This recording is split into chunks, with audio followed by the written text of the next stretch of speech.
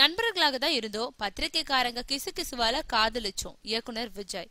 ஆரம்பத்துல நானும் அமலா பாலும் நண்பர்களாக தான் இருந்தோம். ஆனா தொடர்ந்து பத்திரிகைக்காரங்க கிசுகிசுவா எழுதி தள்ளுனதுனால நாங்க காதலிக்க ஆரம்பிச்சோம்னு இயக்குனர் விஜய் தங்கள் காதலுக்கு பல விளக்கம் சொல்லியிருக்காரு.